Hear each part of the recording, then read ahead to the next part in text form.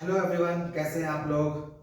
आशा करता हूँ, उम्मीद करता हूँ बहुत अच्छे होंगे। तैयारी चल रही होगी, बहुत लास्ट मोमेंट चल रहा है सेमेस्टर का। मुझे पता है टेंशन ज़्यादा होता है, और यूजीसी नेट का भी एग्जाम आ गया, उसका भी टेंशन ज़्यादा है। आज का मेरा टॉपिक बहुत इंपॉर्टेंट है। इसका नाम है लिमिटेड लायबिलिटी पार्टनरशिप। ऑलरेडी 2-3 दिन पहले मैंने एक वीडियो डाल रखा था, सेल्स ऑफ गुड्स एक्ट, जो कि कहीं ना कहीं कॉन्ट्रैक्ट एक्ट का ही एक्सटेंडेड फॉर्म था। आज जिस टॉपिक पे हम बात करने वाले हैं, ये उससे भी ज़्यादा इंपॉर्टेंट है, क्योंकि ये कहीं ना कहीं देश के इकोनॉमिक के बारे में बात कर रहा है, डेवलपमेंट ऑफ कंट्री के बारे में बात कर रहा है। मैं आज आपको सारी बातें सिर्फ 15 या 20 मिनट के पीरियड में पूरे ही इस एक्ट के बारे में, इस कानून के बारे में सब कुछ एक्सप्लेन कर दूंगा। तो प्लीज वीडियो को लास्ट तक देखते रहें। पुराने वीडियो को आपने लाइक किया है, कमेंट किया है, बहुत अच्छा लगा मुझे देखकर, और कुछ स्टूडेंट्स के कमेंट्स भी आए थे। Thank you so much for your comments. And मैं बार बार कहता हूँ कि भले ही सब्सक्राइब करो मत करो, उससे कोई फर्क नहीं पड़ता, लेकिन आप प्लीज इतना लाइक किया कीजिए उस पर, और हो सके तो कुछ उस पर अपने सजेशंस दिया कीजिए। चलिए ज़्यादा समय बर्बाद नहीं करते हो, मेन टॉपिक पे आते हैं। हमारा जो मेन टॉपिक है कैश का नाम है लिमिटेड लायबिलिटी पार्टनरशिप। देखो, सबसे पहले समझो, ये एक्ट, ये सब्जेक्ट, ये टॉपिक आपके बीबीए का भी पार्ट है, बीसीए में भी पढ़ना है, बीकॉम में भी पढ़ना है, एमकॉम में भी पढ़ना है, एमबीए में भी पढ़ना है। इसके अलावा जो लोग मैनेजमेंट से या कोड 55 से नेट का एग्जाम देते हैं, या कॉमर्स पे नेट का पेपर देते हैं, उनको भी ये पेपर में आज उनके भी क्वेश्चन आते हैं। इसके अलावा जो लोग सीए और सीएस की तैयारी करते हैं, मतलब चार्टर्ड अकाउंटेंट या कंपनी सेक्रेटरी या सीएमए की तैयारी करते हैं, उनको भी ये टॉपिक पढ़ना, उनके लिए भी एक्ट बहुत इंपॉर्टेंट है। तो कहीं ना कहीं ये एवरग्रीन टॉपिक है, जो लगभग सभी लोगों को, सभी स्टूडेंट के लिए इंपॉर्टेंट है। और जो स्टूडेंट नहीं है उनको भी, आज जो बिजनेसमैन हैं, जो बिजनेस करना चाहते हैं, जो फ्यूचर में बिजनेस करना चाहते हैं, जो बिजनेस कर रहे हैं, उनके लिए भी टॉपिक बहुत इंपॉर्टेंट है। और एवरी पर्सन जो इस देश के नागरिक हैं या नहीं है, उन सबके लिए इंपॉर्टेंट है। शुरू से बिल्कुल समझते हैं। जब अंग्रेजों का टाइम था, अंग्रेजों का टाइम पीरियड चल रहा था, तो अंग्रेजों ने अपने सहूलियत के अकॉर्डिंग, अपने कन्वीनियंस के अकॉर्डिंग एक कानून बनाया, जिसका नाम रखा गया कॉन्ट्रैक्ट एक्ट 1872। मतलब कॉन्ट्रैक्ट एक्ट 1872 के नाम से कानून बनाया गया। उस कानून में ये था कि एक पार्टी दूसरे पार्टी के साथ कुछ भी एग्रीमेंट करेगा और वो लीगली बाइंडिंग करवा लेगा, ताकि अगर एक पार्टी छोड़ के जाता भी है तो दूसरी पार्टी को उसके बिहाफ पे कंपनसेशन मिल जाए। लेकिन वो जो एक्ट था वो काफी लेंदी था, जैसे मैंने लास्ट क्लास में बताया था, वो एक्ट बहुत लेंदी था। तो उसमें से ही कुछ सेक्शंस को तोड़कर, ब्रेक करके सेल्स ऑफ गुड्स एक्ट बनाया गया, और उसी में से और एक्सटेंड करके एक नया एक्ट बनाया गया, जिसका नाम था पार्टनरशिप एक्ट। पार्टनरशिप एक्ट, ये टॉपिक अलग है, पार्टनरशिप अलग है। पार्टनरशिप एक्ट को बनाया गया सेल्स एक्ट के 2 साल के बाद, मतलब 1932 में, 1932 में बनाया गया। लेकिन अब पूरी बात समझते हैं। पार्टनरशिप एक्ट एक ऐसा एक्ट था जिसमें मैं अगर चाहूं किसी को अपना पार्टनर बनाना अपनी कंपनी में, तो मैक्सिमम फिक्स अमाउंट था, मतलब मैक्सिमम क्वांटिटी फिक्स थी।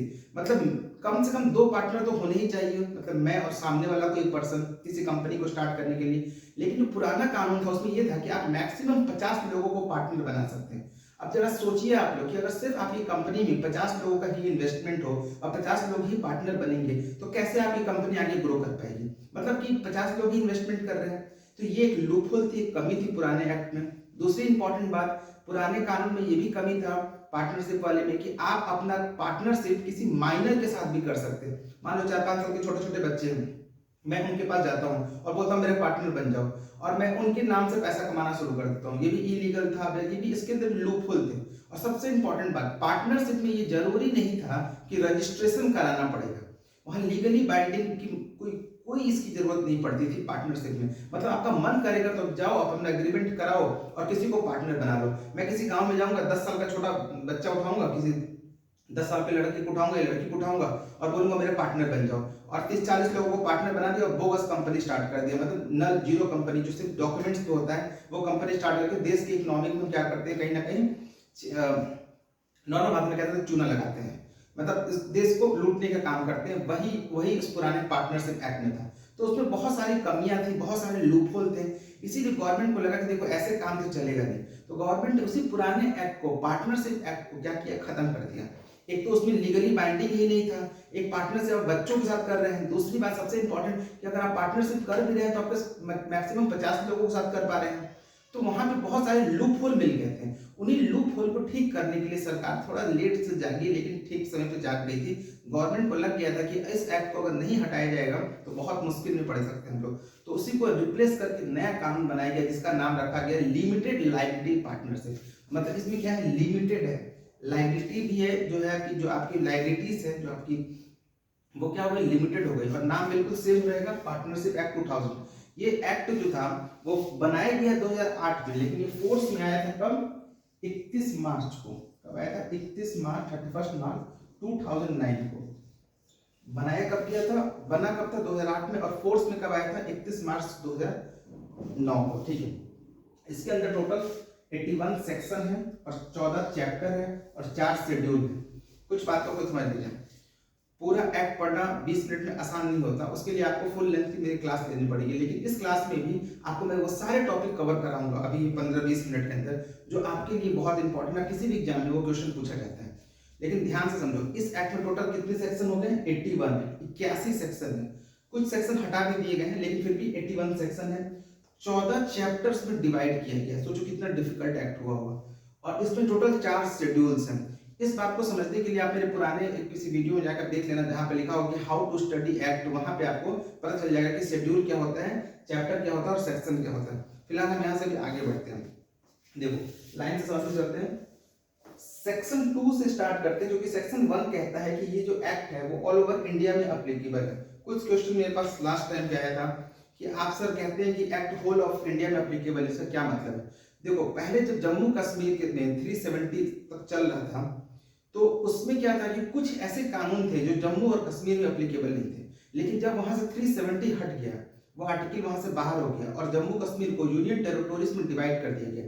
मतलब एक कश्मीर वाला जम्मू वाला पार्ट हो गया और एक पार्ट लद्दाख का हो गया। तो जब इनको अलग अलग कर दिया गया तो ऑटोमेटिक सी बात है, यूनियन टेरिटोरीज का अगर वो पार्ट बन गया, मतलब सेंट्रल गवर्नमेंट का पार्ट हो गया वो, तो अब वहां पे सारे एक्ट क्या हो गए, अप्लीकेबल हो गए। तो आप इस हिसाब से समझ लीजिएगा कि अब जो इंडिया में, अब पूरे होल ऑफ इंडिया में ये एक्ट जो है वो अप्लीकेबल है। 31 मार्च 2009 को ये एक्ट फोर्स में आ गया था। यही से शुरू करते हैं। वन मोर थिंग, एक बात समझना जरूरी है, पार्टनर का मतलब समझ लो आप। पार्टनर मतलब कि business partner, not a life partner. कुछ गलत मत समझ लीजिएगा। तो पार्टनर का मतलब बिजनेस से रिलेटेड पार्टनर बनाने की बात हो रही है। फॉर एग्जाम्पल, एक ये पर्सन है, एक तो ये दूसरा पर्सन है, इसको अपनी कंपनी स्टार्ट करना है, ये पार्टनर है, ये आकर इसके साथ अटैच होता है और कहता है कि चलो हम क्या करते हैं, बिजनेस स्टार्ट करते हैं। तो लीगली जब दोनों एड ऑन होते हैं, लीगली तरीके से, वही हमारा लिमिटेड लायबिलिटी पार्टनरशिप होता है। पहले हम सेक्शन के बारे में बात करते हैं। अब एक बात आप समझ लो, जब बिजनेस स्टार्ट करोगे, ऑटोमेटिक सी बात है, जब नया बिजनेस स्टार्ट करने के लिए पार्टनर को लाते हैं तो उस बिजनेस का कुछ नाम रखते हैं, उसका कुछ एड्रेस होता है, उस प्लेस का कुछ नाम होता है। वही सब चीजों के बारे में हम डिस्कस करेंगे एक एक करके, स्टेप बाय स्टेप। सबसे नंबर 1, सेक्शन 2 का ए। सेक्शन 2 का सब सेक्शन ए कहता है, मतलब 2A कहता है कि एड्रेस होना बहुत जरूरी है। किस चीज का एड्रेस, जहां जिस नाम से वो पार्टनरशिप स्टार्ट हो रहा है, उस पार्टनरशिप का जो एड्रेस होगा, जो घर होगा, जहां पे उनके लेटर्स वगैरह आएंगे, कॉरेस्पॉन्डेंस जो होगा, वो क्या होगा, एक एड्रेस पे होगा। दूसरा सेक्शन 2L कहता है कि फाइनेंशियल ईयर। बहुत लोग कंफ्यूज हो जाते हैं। फाइनेंशियल ईयर देखिए आपको समझना पड़ेगा, 1 अप्रैल से स्टार्ट होता है और 31 मार्च को खत्म हो जाता है। फाइनेंशियल ईयर ये समझना भी जरूरी है, क्योंकि पूरे साल का जो अकाउंटिंग पीरियड है, लेखा जोखा, कितने पैसे आए, कितने पैसे खर्च हुए, कितना पैसा हमने टैक्स में दिया, कितना पैसा हमने इनकम टैक्स रिटर्न में फाइल किया, इन सब चीजों का जो एक पूरा एक ब्यौरा होता है, एक डेटा होता है, उसको हम कहते हैं फाइनेंशियल ईयर का टाइम पीरियड होता है। तो वो कब से कब तक होता है हमारे पास, सेक्शन 2L के अकॉर्डिंग क्या होता है कि 31 अप्रैल से लेकर 31 मार्च तक। अगला आता है फॉरेन LLP। अब ये क्वेश्चन आपको थोड़ा डिस्टर्ब करेगा, ये पेपर में आते हैं अक्सर कि फॉरेन LLP क्या होता है। देखो, एक ऐसा लिमिटेड पार्टनरशिप एक्ट, एक ऐसा पार्टनरशिप जिसकी कंपनी इंडिया में हो, जो कंपनी इंडिया में रन कर रहा हो, लेकिन फॉरेन में भी उसके पार्टनर हो सकते हैं, उसको भी हम पार्टनर बना सकते हैं। फॉरेन के लोगों को भी हम पार्टनर भी बना सकते हैं। मान लो कोई सिंगापुर में है, वो पार्टनर बनना चाहता है और कंपनी इंडिया में रन कर रही है, ऑब्वियसली हम पार्टनर बना सकते हैं। सिर्फ कंडीशन क्या होना चाहिए कि वो जो दूसरी कंट्री के जो लोग हैं वो हमारे एनिमी कंट्री नहीं होना चाहिए, दुश्मन देश नहीं होना चाहिए, नहीं तो वहां हम पार्टनरशिप स्टार्ट नहीं कर सकते, और वैसे करना भी नहीं चाहिए दुश्मन देश के साथ पार्टनरशिप। और एक होता है LLP, लिमिटेड लायबिलिटी अग्रीमेंट। ये अग्रीमेंट है, ये एक्ट है, दोनों में फर्क है, समझ जाओ। पुराने रूल के अकॉर्डिंग, जैसे पुराना पार्टनरशिप था उसके अकॉर्डिंग क्या था कि अगर आप कोई भी पार्टनरशिप करते हैं तो आपको उसके ऑब्लाइजेशन को मानना पड़ेगा। मतलब पार्टनर ए और पार्टनर बी दोनों एक दूसरे को म्यूचुअली आपस में डिसाइड कर लेते हैं कि हम आपके रूल्स रेगुलेशन पॉलिसीज या जो भी लाइबिलिटीज है राइट्स हैं सबको हम मान रहे हैं, सबको हम एग्री कर रहे हैं, एक्सेप्ट कर रहे हैं, तभी ये अग्रीमेंट बनता है और यही अग्रीमेंट आगे जाके एक्ट में कन्वर्ट हो जाता है। और सबसे इंपॉर्टेंट नेम, जिस नाम से वो पार्टनरशिप स्टार्ट हो रहा है, जैसे राहुल एंड कंपनी, जैसे मान लीजिए किसी का नाम रख लेते हैं सुजीत एंड कंपनी। जैसे मान लो कोई लड़की है, उस लड़की का कोई अपना बिजनेस स्टार्ट करना है तो उस बिजनेस उस लड़की एंड कंपनी के नाम से वो पार्टनर स्टार्ट हो सकता है। उसको CO करके लिखते हैं, XYZ एंड कंपनी नाम से इसे स्टार्ट कर सकते हैं, इसीलिए बनाया जाता है। बेसिकली नाम देना बहुत जरूरी होता है, किसको देना है, कहाँ देना है, कैसे देना है, ये अभी आगे आएगा, तो घबराओ मत। थोड़ा यहाँ तक पेशेंस बना रखे हो तो 10 मिनट और ध्यान से बस सुन लो। एक यहाँ पे सेक्शन आता है, सेक्शन पहले यहाँ से समझते हैं थोड़ा सा, सेक्शन 5 को थोड़ा सा समझते हैं। सेक्शन 5 ये दिख रहा है, सेक्शन 5 आपको यहाँ लिखा है पार्टनर। सेक्शन 5 डिफाइन करता है कि पार्टनर क्या होता है। यहाँ लिखा है इंडिविजुअल प्लस बॉडी कॉर्पोरेट। पुराने कानून में जो 1932 में बनाया गया था उसमें कहा गया था कि जितने भी पार्टनर होंगे, जो भी पार्टनर्स होंगे वो इंडिविजुअल होंगे। मतलब कि मैं और कोई दूसरा ह्यूमन बीइंग, मतलब ह्यूमन बीइंग ही पार्टनर हो सकते हैं। लेकिन जब नया ये कानून बनाया गया तो उसमें कहा गया, इस बात को कॉन्सेप्ट को समझते हैं कि पार्टनर कौन हो सकता है, दो ह्यूमन बीइंग मतलब दो इंसान पार्टनर हो सकते हैं, या दो कॉर्पोरेट ऑर्गेनाइजेशन जैसे हीरो कंपनी और होंडा कंपनी ये पार्टनरशिप कर सकता है। जैसे कोई ए नाम की कंपनी और बी नाम की कंपनी आपस में पार्टनरशिप कर सकता है। जैसे मान लो सैमसंग और LG आपस में पार्टनरशिप कर सकता है, तो ये भी पार्टनरशिप पॉसिबल है। मतलब ह्यूमन भी पार्टनर कर सकते हैं और कॉर्पोरेट और ह्यूमन भी कर सकते हैं, और दो कॉर्पोरेट भी आपस में क्या कर सकते हैं, पार्टनरशिप कर सकते हैं। जैसे मेरा पार्टनर, मान लो मुझे पार्टनरशिप करना है LG कंपनी के साथ, तो मैं आराम से LG या सैमसंग से पार्टनरशिप कर सकता हूँ। तो ये दोनों पॉसिबल, लेकिन पुराने एक्ट में सिर्फ ह्यूमन का पार्टनर था, कंपनी के नाम से पार्टनर तो बिल्कुल ही नहीं था। तो अब हम कह सकते हैं कि पार्टनर कौन हो सकता है, इंडिविजुअल भी हो सकता है और बॉडी कॉर्पोरेट भी हो सकता है। बॉडी कॉर्पोरेट का मतलब वो कॉर्पोरेट ऑर्गेनाइजेशन, वो भी पार्टनर में आ सकता है। सेक्शन 6 को समझो, यहाँ लिखा हुआ है मिनिमम नंबर ऑफ पार्टनर्स। ये बहुत इंपॉर्टेंट है, अक्सर आपके दिमाग से मिस हो जाता है। पार्टनर बनाने के लिए देखिए, हम अकेले तो पार्टनर बना नहीं सकते, तो हमें क्या चाहिए, हम पार्टनर कैसे बनेंगे, जब हमारे पास एटलीस्ट एक पर्सन आए। मतलब कम से कम मिनिमम कितने पार्टनर होने चाहिए, 2, और मैक्सिमम कितने होने चाहिए, अनलिमिटेड। लेकिन पुराने कानून में क्या था कि मैक्सिमम 50 ही हो सकते थे, ओनली 50 हो सकते थे। अभी क्या है कि आपको मन करे 50, 100, 200, 5000, 10,000 जितने मर्जी उतना पार्टनरशिप, जितना पार्टनर बनाना बना दो। देखो, जितना पार्टनर आपकी कंपनी को ज्वाइन करेगा उतना ही वो पैसा इन्वेस्ट करेगा आपकी कंपनी में, और जितना इन्वेस्टमेंट होगा उतनी आपकी कंपनी का ग्रो होगा। तो कहीं ना कहीं ज्यादा पार्टनर आपकी कंपनी को ग्रो करेगा, और जब कंपनी का आपका ग्रो होगा तो ऑटोमेटिक सी बात है हमारे देश का, भारत का भी क्या होगा, ग्रो होना शुरू हो जाएगा। तो ये बहुत इंपॉर्टेंट है। तो मिनिमम कितने हो गए, 2, और मैक्सिमम कितने हो गए, अनलिमिटेड। एक और कॉन्सेप्ट है 6 मंथ वाला, इसको थोड़ा सा समझ लेते हैं। बाई चांस हमने पार्टनरशिप स्टार्ट किया और किसी रीजन से मेरे पार्टनर ने छोड़ दिया मुझे, और मैं अकेला पार्टनरशिप, अकेला ही बच गया, उस कंपनी का अकेला ही बच गया, तो जितने भी पार्टनर्स के रूल्स रेगुलेशन पॉलिसीज कानून जो बनाए गए थे वो सब मेरे ऊपर सिंगल पर्सन अप्लीकेबल होंगे। और मैं चाहूंगा तो 6 मंथ तक, 6 महीने तक इसको कंटिन्यू बरकरार रख सकता हूँ। उसके बाद मैं चाहूँ तो इसको बंद कर सकता हूँ, उस कंपनी को ताला लगा सकता हूँ, वाइंड अप कर सकता हूँ। लेकिन तब तक जब तक कि 6 महीने तक अगर मान लो कोई मेरा पार्टनरशिप नहीं रहा, 6 महीने में अकेले पार्टनरशिप चला रहा हूँ, तो मान के चलो कि फिर क्या हो सकता है, खत्म हो सकता है। इस पार्टनरशिप को हम चाहे तो बंद कर सकते हैं, लेकिन 6 महीने तक का कम से कम टाइम पीरियड रखना चाहिए। और अब यहाँ तक अगर आपको समझ में आ चुका है तो अब देखो, अगर आपको कंफ्यूजन हो तो आप रिवाइंड करके थोड़ा सा पीछे करके भी देख सकते हो। सेक्शन 7 समझते हैं, बहुत बहुत इंपॉर्टेंट। एक वर्ड लिखा है डेजिग्नेटेड पार्टनर। डेजिग्नेटेड मतलब कि प्रतिष्ठित पार्टनर, रेस्पेक्टेड पार्टनर, बस नाम का फर्क है, कुछ ज्यादा उसमें फर्क नहीं है।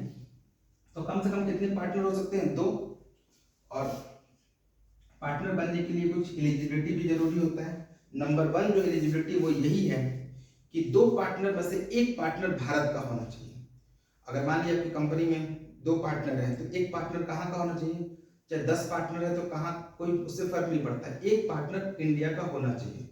और इसके लिए इंडियन रेसिडेंट के लिए इस कानून में एक प्रोविजन डाला गया है कि वैसा पर्सन जो एक पूरे साल में मतलब प्रीसीडिंग 1 ईयर में, जैसे 2022 में वो पूरे साल में कम से कम 182 डेज 182 दिन या उससे ज्यादा समय यहाँ बिताता है, तो उसको हम कह सकते हैं कि वो किस में आ जाएगा, इंडिया का सिटीजन में काउंट हो जाएगा, वो इंडिया का सिटीजन। अब यहाँ पे आप इंडियन कॉन्स्टिट्यूशन मत देखना, सिर्फ इस कानून के अकॉर्डिंग देखना। इस कानून में बस ये लिखा हुआ है, इस एक्ट में से लिखा हुआ है कि अगर आपने 182 दिन इंडिया में अगर आपने वक्त बिता दिया तो हम ये कह सकते हैं कि मतलब 182 दिन का मतलब 6 मंथ या फिर उसको हम कह सकते हैं 26 वीक।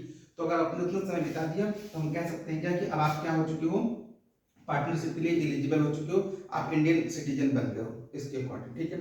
इसके अलावा एक आपको नंबर लेना पड़ता है, dedicated partner identification number, central government से अप्लाई करके एक नंबर भी लेना होता है। जब आपके पास वो नंबर आ जाएगा तभी जाकर आप क्या कर सकते हो, उस नंबर लेने के लिए आपको बहुत सारे अपने डॉक्यूमेंट्स वगैरह देने पड़ते हैं, आपका नाम, Aadhaar card, PAN card, photographs and all the residence proof and all documents वगैरह जो भी लगते हैं वो लेकर आप क्या करते हो, ये एक नंबर लेना पड़ता है, जिसको शॉर्टकट में कहते हैं DPIN, मतलब डेडिकेटेड पार्टनर आइडेंटिफिकेशन नंबर। जब आपको एक बार ये नंबर मिल जाएगा तो आप पार्टनरशिप के लिए अप्लाई कर सकते हो। मेरे पास अभी नंबर नहीं है सपोज, तो मैं पार्टनर नहीं बन सकता।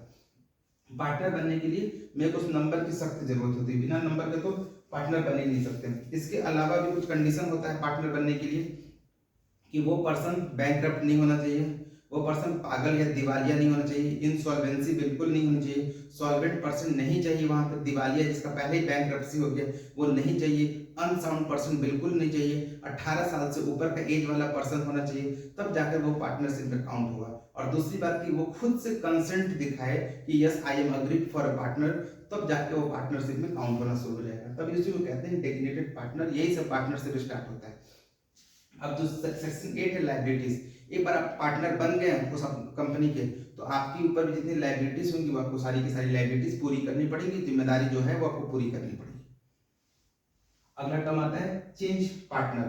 देखो बाय चांस कंपनी में कोई एक पार्टनर छोड़ के चला गया और वो बहुत इंपॉर्टेंट पार्टनर था, किसी कारण से डेथ हो गया या छोड़कर चला गया किसी भी रीजन से, तो 30 दिन की, जैसे 30 दिन में उसने छोड़ दिया, मान लो 30 डेज, मान लो आज छोड़ दिया, तो छोड़ने के 30 दिन के अंदर अंदर हम न्यू पार्टनर को अपॉइंट कर सकते हैं, उसी पोजीशन पे आसानी से अपॉइंट किया जा सकता है। जिस दिन भी छोड़ दिया है उसके 30 दिन के अंदर अंदर हम न्यू पार्टनर को क्या अपॉइंट कर सकते हैं। मान लो आज मैंने छोड़ दिया किसी कंपनी को, तो जो कंपनी होगी वो मेरा वेट करेगी तो कुछ दिन तक, और वो 30 दिन के अंदर अंदर वो चाहे तो अपना नया पार्टनर अपॉइंट कर सकती है। अब ये वाला पार्ट और ये वाला पार्ट वेरी वेरी इंपॉर्टेंट है, बस लास्ट ध्यान से बस समझ लो। अब सब इतना कुछ आप समझ चुके हैं कि पार्टनर बनने के लिए क्या क्या होना चाहिए, सब कुछ क्लियर हो चुका है, तो बस इसको समझ लो कि इनकॉर्पोरेशन डॉक्यूमेंट्स क्या होता है और इनकॉर्पोरेशन रजिस्ट्रार क्या होता है। अब देखो यहां तक समझ चुके थे, इस बात को थोड़ा सा और समझते हैं कि पार्टनरशिप के लिए जब आप किसी के पास जाते हो अप्लाई करने के लिए, उस पर्सन को कहते हैं रजिस्ट्रार। रजिस्ट्रार को गवर्नमेंट होती है वो अपने हिसाब से अपॉइंट करती है। रजिस्ट्रार का काम होता है कि जिस भी नाम से हमें पार्टनरशिप बनाना है उस पार्टनरशिप में जाके हम क्या करेंगे, अप्लाई करेंगे, उस रूल से क्या करेंगे, अप्लाई करेंगे कि भाई मेरे को नया कंपनी स्टार्ट करना है, मेरे 3-4 पार्टनर्स है, आप मेरी नई कंपनी को स्टार्ट कीजिए, पार्टनरशिप का नाम होना जरूरी है, उसके लिए एक रजिस्ट्रार होना जरूरी है। तो इसी को कहते हैं इनकॉर्पोरेशन, मतलब अप्लीकेबल में कैसे लाएंगे पार्टनरशिप को। अब मैंने बोल दिया कि मैं किसी का पार्टनर हूँ, तो क्या मानिए आप कैसे मान सकते हैं कि मैं पार्टनर हूँ या नहीं हूँ। पार्टनर बनने के लिए क्या, कैसे शादी करने के लिए क्या होता है, शादी के लिए जो पार्टनर बनते हैं तो क्या होता है, उसके लिए कई सारे लोग वहां मौजूद होते हैं, कई सारे लोगों का एविडेंस प्रूफ लगता है, तब जाके हम कहते हैं कि मेरी ये लाइफ पार्टनर है या मेरा ये लाइफ पार्टनर है। वैसे इस पार्टनर के लिए भी बहुत लोगों का होना जरूरी होता है, बहुत सारे प्रोसेस से गुजरना होता है, तभी हम कह सकते हैं कि ये मेरा बिजनेस पार्टनर है। अभी उन्हीं बात को समझते हैं।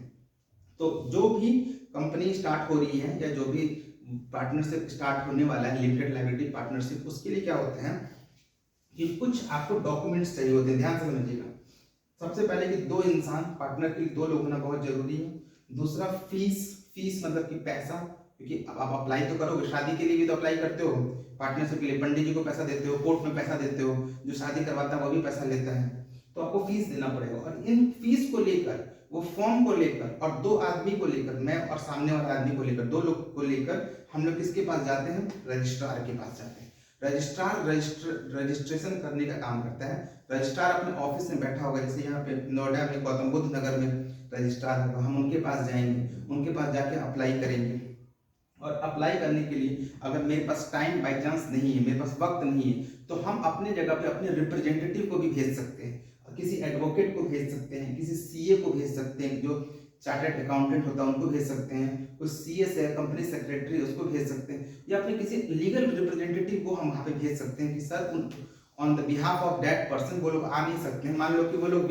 विकलांग हैं, मान लो फिजिकली डिसेबल्ड है, तबीयत खराब है, नहीं जा पा रहे हैं, या सपोज एक पर्सन विदेश में रहता है, वो नहीं आ पा रहा है, तो उस केस में हम क्या कर सकते हैं कि अपने कुछ रिप्रेजेंटेटिव को भी भेज के अपना काम करवा सकते हैं। दूसरी इंपॉर्टेंट बात कि इस पूरे प्रोसेस को, इस नई कंपनी को सेटअप करने में या नया पार्टनरशिप बनाने में किन किन चीज़ों की जरूरत पड़ती है। एक तो सबसे पहले वो फॉर्म जिस पे आप सिग्नेचर करके दोगे रजिस्ट्रार को, वो दूसरा किस नाम से बनाना है वो नेम, तीसरा कि क्या प्रपोजल है आपकी पार्टनरशिप का, मतलब आपका पार्टनर ये आप जो बना रहे हो, पार्टनरशिप कर रहे हो, ये जो बिजनेस स्टार्ट कर रहे हो, ये किस चीज के लिए कर रहे हो, प्रपोजल क्या है, कोई इलीगल वर्क तो नहीं कर रहे हो, लीगल काम कर रहे हो, भारत के अकॉर्डिंग, लॉ के अकॉर्डिंग आपका वर्क हो रहा है, ये भी आपको दिखाना होता है। इसके अलावा आपकी कंपनी का एड्रेस, आपका नाम कंपनी का, और जो भी अदर नेसेसरी डॉक्यूमेंट्स होते हैं जैसे कि मेल फीमेल जेंडर एज, ये सब जो होता है वो आपको उसमें अपने दिखाने पड़ते हैं, प्रूफ के लिए दिखाना पड़ता है। ये सारा डॉक्यूमेंट्स किसके पास पहुंच गया, रजिस्ट्रार के पास। मैंने भेज दिया, या तो मैं खुद लेके पहुंच गया या तो किसी और को लेके पहुंच गया।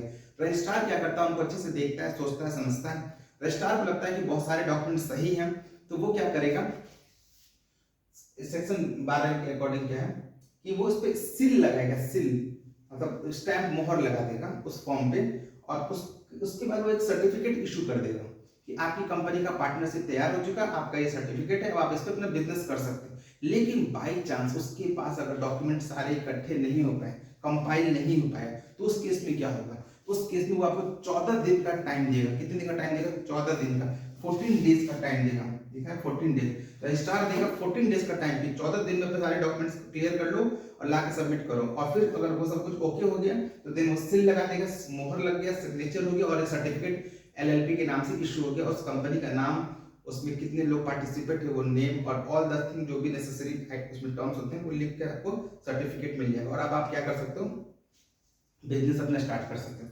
अब क्वेश्चन बनेगा, सर अगर हमने ये पार्टनरशिप कर लिया तो उसका बेनिफिट क्या है, इसका इफेक्ट क्या पड़ेगा। तो नंबर 1 बात, सू, SUE, सू मतलब केस, हम किसी दूसरे कंपनी के ऊपर केस कर सकते हैं और दूसरी कंपनी मेरे कंपनी के ऊपर भी केस कर सकती है, किसी को कहते हैं इफेक्ट। सेक्शन 14 में सुइंग हो सकता है, मतलब हम भी किसी को केस कर सकते हैं किसी के ऊपर, और वो भी मेरे ऊपर मुकदमा या केस कर सकता है। पहला तो ये बेनिफिट। दूसरा बेनिफिट, हम क्या कर सकते हैं, प्रॉपर्टी खरीद सकते हैं, मूवेबल या इमूवेबल प्रॉपर्टी अपनी कंपनी के नाम से, अपने पार्टनरशिप के नाम से हम क्या कर सकते हैं, इस प्रॉपर्टी को हम खरीद सकते हैं। पुराने कानून में प्रॉपर्टी कंपनी के नाम से नहीं खरीदा जाता था, लेकिन इस वाले कानून में हम प्रॉपर्टी के नाम से अपना कानून, जैसे मान लो कंपनी का नाम है राहुल एंड कंपनी, मेरे अंदर 5 पार्टनर है, तो मैंने अपनी कंपनी को क्या किया, खरीद लिया। मतलब मैंने एक स्कॉर्पियो खरीद लिया कंपनी के नाम से, एक फ्लैट खरीद लिया कंपनी के नाम से, एक एड्रेस के लिए कोई एक ऑफिस खरीद लिया कंपनी के नाम से। हम खरीद सकते हैं मूवेबल या इमूवेबल प्रॉपर्टी।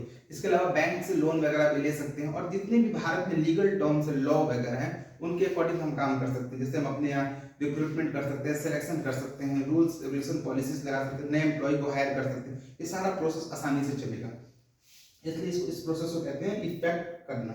रजिस्ट्रेशन का इफेक्ट क्या होता है। अब बात, छोटा सा टॉपिक है, 2 मिनट और रुक जाओ आप लोग। पेनाल्टी बहुत इंपॉर्टेंट। अब मान लो कंपनी इतना पैसा कमा रहा है, फायदा उसको मिल रहा है, और कंपनी को जब जब इनकम टैक्स भरने का टाइम है, जब जब फाइनेंशियल ईयर में उसको वो पैसा देने का टाइम है, तो कंपनी क्या कर रहा है, झूठ बोल रहा है, गलत डॉक्यूमेंट दे रहा है, कमाई हुआ 10 लाख का दिखा रहा है, 5 लाख रुपए। तो इस केस में देखो ये तो गलत है ना, आप देश के इकोनॉमिक में आप कंडीशन में आप गलत नहीं कर सकते हो। तो इस केस में क्या होता है, उनको 2 साल तक का जेल जा सकता है। ये पार्टनरशिप के जितने मेंबर्स होंगे, जो जो इसमें इंक्लूडेड होंगे, वो 2 साल तक जेल जा सकते हैं, या फिर 1 लाख रुपए से लेकर 5 लाख रुपए तक का उनके ऊपर कंपेंसेशन, जुर्माना लग सकता है, इम्प्रिजमेंट भी हो सकता है, और उनके ऊपर इकोनॉमिकली भी उनको पनिश किया जा सकता है, पनिशमेंट वहां भी मिल सकता है, या फिर दोनों भी हो सकता है। अब बात करते हैं कि मान लो कंपनी बन गई, सब ठीक ठाक रहा, अब इसको वाइंड अप करना है, बंद करना है, कंपनी को वाइंड करना है, खत्म करना है, इस लिमिट, इस पूरी इस प्रोसेस को। तो उसका 2 तरीका है, या तो मैं वॉलेंट्री तरीके से, वॉलेंट्री मतलब म्यूचुअल अंडरस्टैंडिंग से अपने पार्टनर को बैठाऊं, सबको बोलूँ कि देखो कंपनी के अकाउंट में 5 लाख रुपए हैं, मैं सभी पार्टनर को इक्वल डिस्ट्रीब्यूट कर देता हूँ और सबको 5 लाख रुपए दे देकर डिस्ट्रीब्यूट करके कंपनी को मैंने बंद कर दिया वॉलंटरी तरीके से। लेकिन मान लो किसी पार्टनर को ऐसा लगा कि कंपनी के पास ज्यादा पैसा है, 10 लाख रुपए है और बता रहे हैं 5 लाख रुपए, तो कंपनी क्या कर सकता है, केस कर सकता है। वो केस करने के बाद वो जो केस होता है वो जाता है ट्रिब्यूनल के पास। इस वाले एक्ट में जो कोर्ट होता है वो नहीं होता है, वो कोर्ट ट्रिब्यूनल के नाम से फेमस है। कभी दूसरे टॉपिक में, कभी दूसरी वीडियो में मैं आपको बता दूंगा कि ट्रिब्यूनल और कोर्ट के बीच में क्या डिफरेंस होता है। अभी फिलहाल समझिए, वो एक कोर्ट जैसा ही होता है, उसमें भी जज बैठे होते हैं, कोर्ट जैसा ही होता है, वो ट्रिब्यूनल के पास चला जाता है। तो वाइंडिंग अप होने के लिए, उस कंपनी को बंद होने के कुछ 2-4 कंडीशन है, आप बस ध्यान से समझ लें। नंबर 1 कंडीशन जो है वो ये है कि जब खुद ही ट्रिब्यूनल डिसाइड कर दे कि भाई मेरे को नहीं रखना है, मतलब कि इसको बंद करना है, इस एलएलपी को क्या करना है, ट्रिब्यूनल डिसाइड कर दे कि बंद करना है, या फिर उसका पार्टनर उस कंपनी में लास्ट 6 मंथ से कोई पार्टनर ही नहीं हो, सिर्फ अकेला बंदा ही पार्टनर, अकेला ही पर्सन हो, तो वो भी उस केस में भी क्या हो सकता है, ये कंपनी बंद हो सकती है, वाइंड अप हो सकता है। कोई जब सारे पार्टनर खत्म हो गए, सब चले गए छोड़ के, तो कंपनी वैसे भी बंद हो जाती है, उस केस में वाइंड अप हो जाता है। थर्ड इंपॉर्टेंट, किसी भी कारण से इस देश की सोवर्डिनिटी और इंटीग्रिटी पे अगर इस कंपनी का, इस पार्टनरशिप का कुछ भी गलत इंपैक्ट पड़ता है, सोवर्डिनिटी मतलब कि संप्रभुता और इंटीग्रिटी मतलब अखंडता या एकता, जो भी समझ सकते हैं, देश में अगर इस तरीके से कुछ भी होता है, जैसे कि मान लो कि लड़ाई दंगे फसाद हो गए आपकी कंपनी के नाम से या फिर कंपनी के कारण हो गए, तो उस केस में भी क्या होता है कि ये कंपनी बंद हो सकती है और इसको पूरी तरीके से वाइंड अप किया जा सकता है।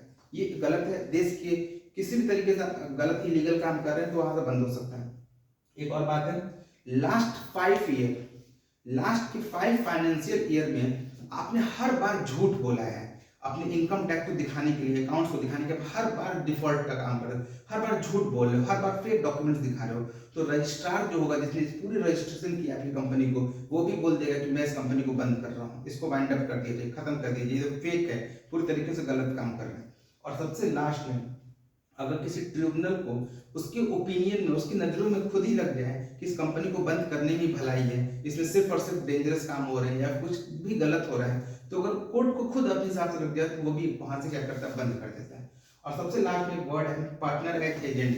देखिए, इसका मतलब होता है कि जो भी उस कंपनी का पार्टनर है, एजेंट का मतलब कोई दलाल नहीं होता है, एजेंट का मतलब कि रिप्रेजेंटेटिव होता है। जो भी उस कंपनी का पार्टनर होगा, मान लो मेरी कंपनी में जितने लोग पार्टनर हैं वो मेरे रिप्रेजेंटेटिव हैं, मेरे बिहाफ पे वो काम कर रहे हैं, मेरे ऑर्डर पे काम कर रहे हैं, मेरे कहने पे काम कर रहे हैं, तो वो यहाँ एजेंट की तरह। एजेंट का मतलब यही होता है, यहाँ पे कुछ गलत सेंस मत लेना, 26 में कहा गया। तो सब लोग, वो जितने भी डेडिकेटेड पार्टनर जो कि एज पर कानून के थ्रू आए हुए हैं, मेरे से ऐड हुए, मेरे से जुड़े हुए हैं, जिनके पास ये DPIN नंबर वगैरह भी है, जो पागल दिवालिया करप्ट नहीं है, जिनकी एज 18 साल से ज्यादा है, जो दुश्मन देश में निवास नहीं करते हैं, जो लीगल काम करते हैं, वो सब हमारे पार्टनर बन सकते हैं इन सब रूल्स के अकॉर्डिंग। लेकिन वो हमारे एजेंट की तरह भी काम करेंगे, मेरे कहने पे वो कहीं काम करने भी जा सकते हैं। तो होप सो कि पूरा कॉन्सेप्ट, पूरा टॉपिक आपको समझ में आ चुका होगा, पूरे वीडियोस अच्छे से समझ में आ चुके होंगे। Thank you so much for watching this video. काफी टाइम हो गया, हो सकता है वीडियो थोड़ा लेंथी हो गया होगा, प्लीज वीडियो को सब्सक्राइब कर दो, चैनल को लाइक कर दो, कमेंट कर दो। बहुत मेहनत से एक एक टॉपिक प्रिपेयर होता है, काफी वक्त लगता है, ये पूरा तैयार करना पड़ता है मटेरियल, सिर्फ आप लोगों के लिए मैं कर रहा हूँ, तो प्लीज जितना से ज्यादा हो सके शेयर कर दो। Thank you so much. जय हिंद, जय भारत।